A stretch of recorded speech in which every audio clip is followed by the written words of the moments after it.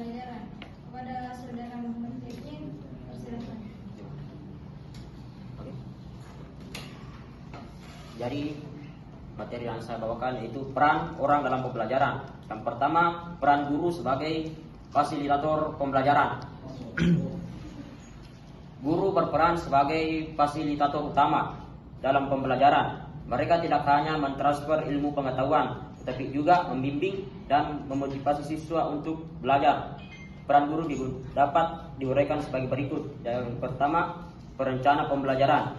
Guru merancang kurikulum, memilih metode pembelajaran, dan menentukan tujuan pembelajaran yang sesuai dengan kebutuhan siswa.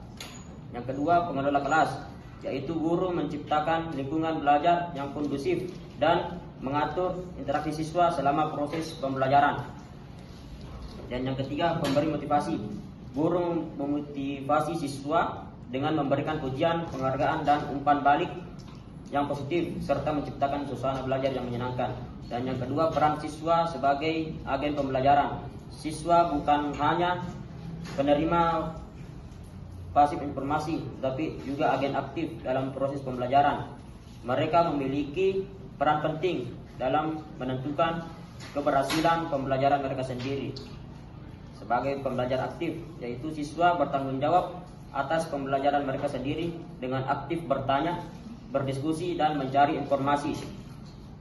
Dan pengatur waktu, siswa mengatur waktu belajar mereka sendiri, memilih sumber belajar, dan menentukan strategi belajar yang paling efektif. Dan penilai diri, siswa secara mandiri mengevaluasi kemajuan belajar mereka, mengidentifikasi kelemahan, dan mencari solusi untuk meningkatkan pemahaman. Ketiga, peran orang tua sebagai pendukung pembelajaran. Orang tua berperan penting dalam mendukung proses pembelajaran anak-anak mereka. Mereka dapat memberikan motivasi, bantuan, dan sumber daya yang diperlukan untuk mencapai kesuksesan. Pemberi dukungan. Orang tua memberikan dukungan emosional, moral, dan finansial kepada anak-anak mereka selama proses belajar.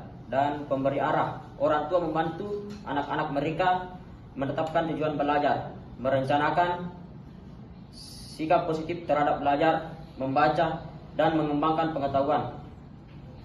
Dan memberi contoh.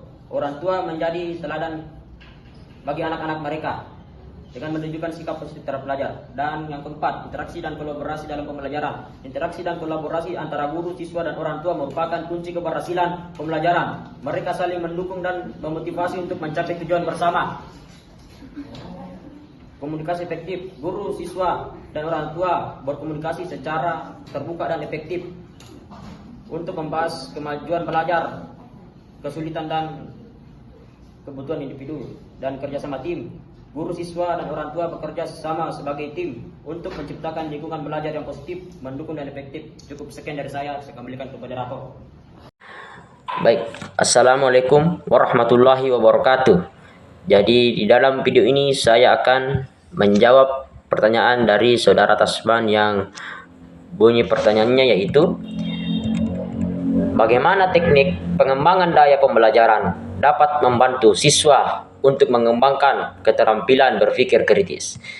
Jadi jawabannya yaitu teknik pengembangan daya pembelajaran dapat secara signifikan membantu siswa untuk mengembangkan keterampilan berpikir kritis melalui beberapa pendekatan yang terstruktur.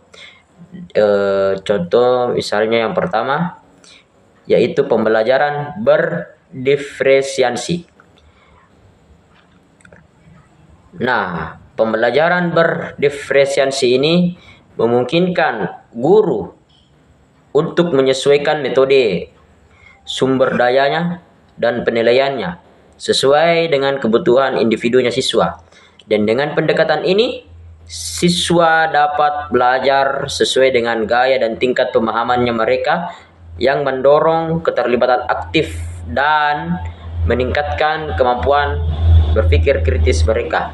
Dan poin kedua yaitu ada metode simulasi, yang dimana penggunaan metode simulasi ini di dalam pembelajaran dapat meningkatkan daya ingat dan pemahaman siswa. Dan metode ini juga melibatkan siswa dalam situasi nyata yang menuntut mereka untuk menganalisis, memecahkan masalah, dan membuat keputusan.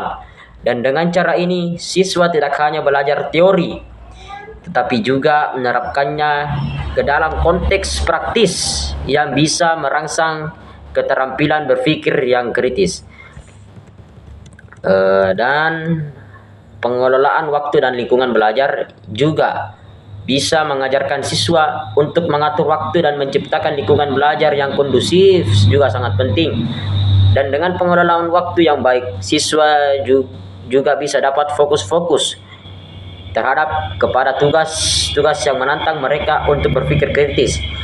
Dan di mana lingkungan belajar yang bebas dari gangguan itu juga bisa untuk mendukung konsentrasi dan analisis mendalam terhadap materi pembelajarannya siswa. Mungkin sekian dari jawaban saya.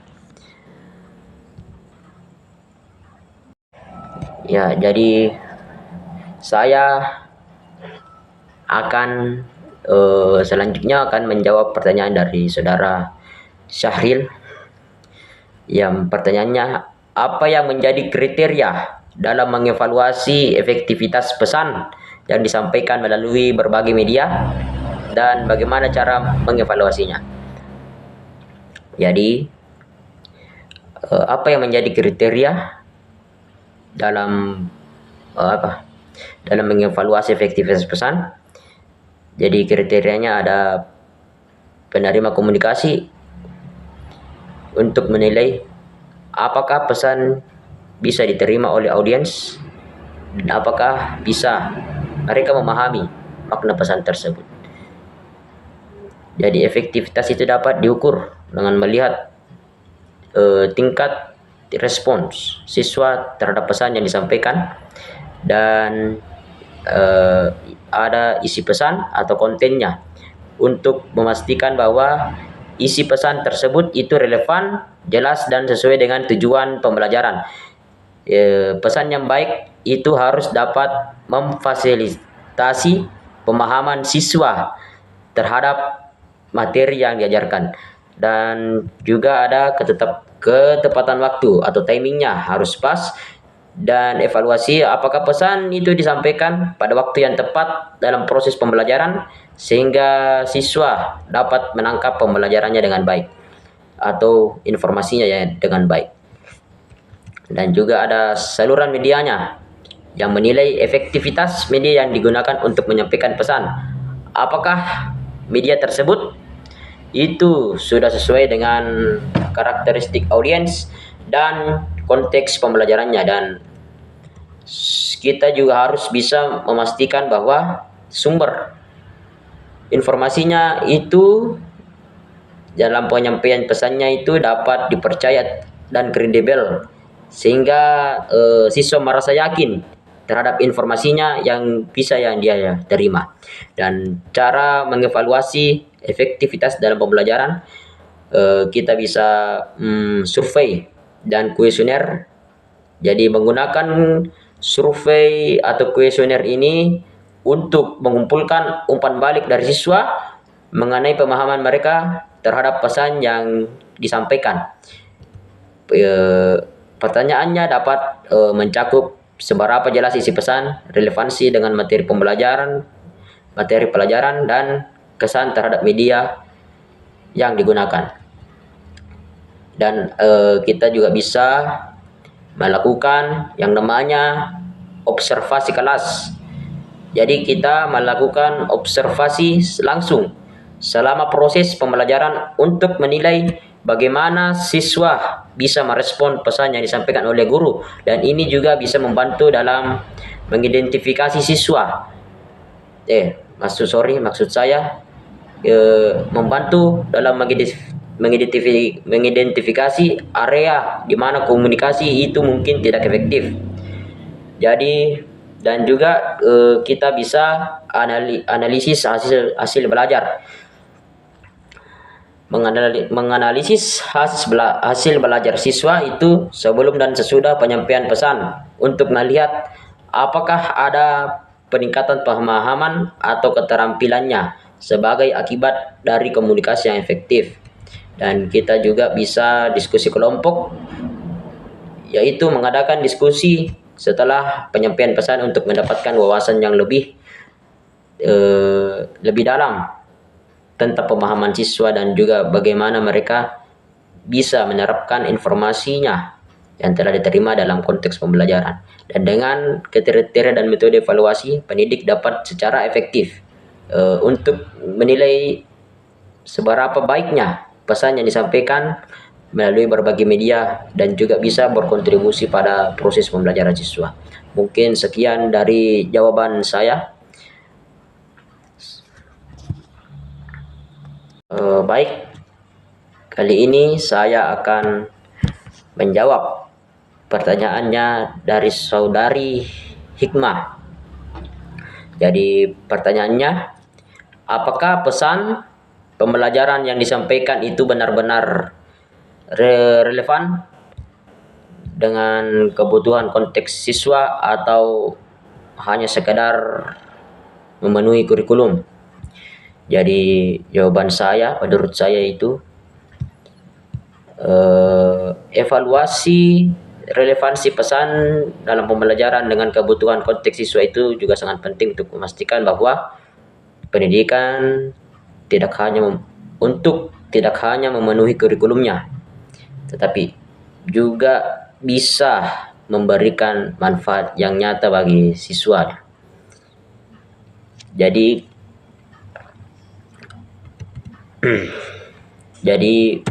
pesan pembelajarannya itu harus dengan kesesuaian dengan kebutuhan siswa. Jadi harus relevan dengan minat, kebutuhan dan konteks kehidupan siswa, dan juga mungkin mencakup pertimbangan terhadap latar belakang sosial, budaya dan pengalaman belajar dari siswa.